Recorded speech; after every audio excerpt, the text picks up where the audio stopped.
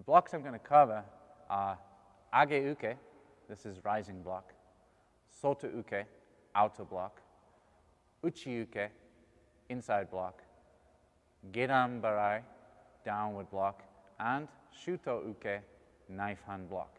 These are the 5 blocks that are covered in the level 1, level 2 content areas, which bring us up to white, yellow, orange, green belt level. The first block is age uke, rising block. Rising block comes up the center and then twists and blocks at the top. Up the center, twisting and blocking at the top. With age uke, the wrist should be above the head. Not too far this way because now I can't see, and not too far the other way because now there's a chance of being hit still, and also it's not very strong at this point. So age uke, our hand marks the position at which we're going to block. Some styles of karate just block, like this. Shotokan karate, mark, then block, mark, then block, mark, then block. This could be interpreted also as perhaps a hair grab with a forearm strike, or grabbing the wrist and twisting and then breaking the arm this way. Grabbing and twisting and breaking your opponent's arm. So blocks are not always just blocks. And actually, a very interesting part in Japanese, the word for block is uke, but it doesn't translate directly as block. Uke means to receive. So blocking movement, in English, block means stop, repel, don't let them get through, block. In Japanese, uke, ukeru, receive. So we're actually receiving their attack. We're taking their energy and deflecting it into a different direction with our block. So it's very important to understand the difference of concept in our minds between the Japanese way of thinking and the Western way of thinking. A block is not just a stopping movement. By receiving and using our twist of our arm for our different blocking movements, we redirect, we receive their energy and redirect it to a different direction, allowing us to be effective with our block and also allowing us to conserve our energy. If we meet our attack directly, now we're like a head-on collision. Attacker comes, our block meets. This is not necessarily the right way to block. Instead, we need to absorb the energy and send it in a different direction. That way, we speed up their attack, but by redirecting their attack, our counter of our punch or our kick is like the head-on collision. We want our block to receive and our counter to be head-on. This is an important concept to understand when talking about blocks. So, getting back to the rising block, let me just show you the movement of the hands. We mark, the fist is in position, the elbow comes down, and this elbow comes up. So at this point, it looks like our hands are crossed. Then, this one here continues down into the fist position at the side, and the other one comes up, and the elbow starts moving outwards, and our wrist rotates. Now this is directly above here. We don't want this too low.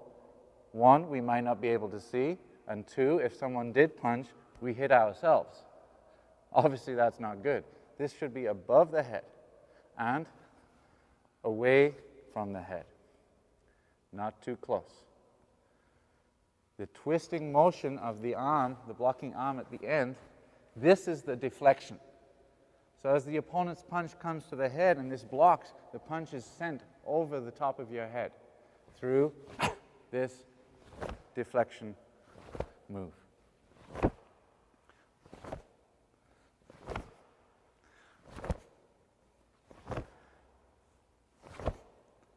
Age uke, rising block. I'll show all of these moving forward too in a minute.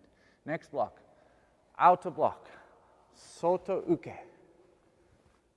Soto uke. This block requires the twisting of the wrist for our deflection.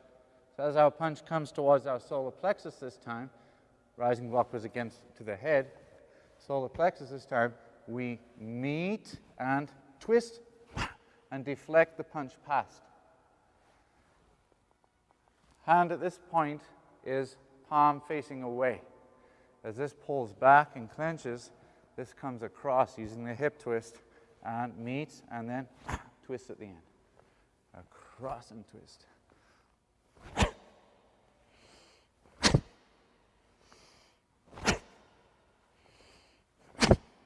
This is sota uke, outer block. The next block is inside block, meaning coming from the inside. Outer block coming from the outside. So uchi uke comes, the blocking hand now, both fists are clenched. This is underneath the pullback hand. And then as this hand pulls back, this one goes out. And again, wrist twist at the end of the technique. This provides the deflection, not just meeting head on. Twisting. Prepare and block. Prepare and block. 1, 2. 1, 2. Okay, with speed.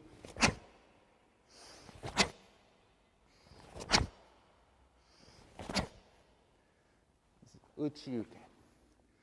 Next block is gedan barai. Gedan barai is your downward block. Downward block. Okay. Once again, towards the end, your wrist is twisting. All of the same with the punches, twisting at the end, blocking, twisting, twisting, twist, down, twist. This motion here provides the deflection.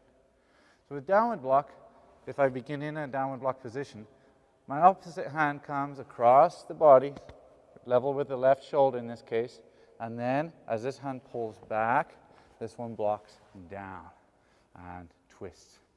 1, 2. 1, 2. Like so. Now with power.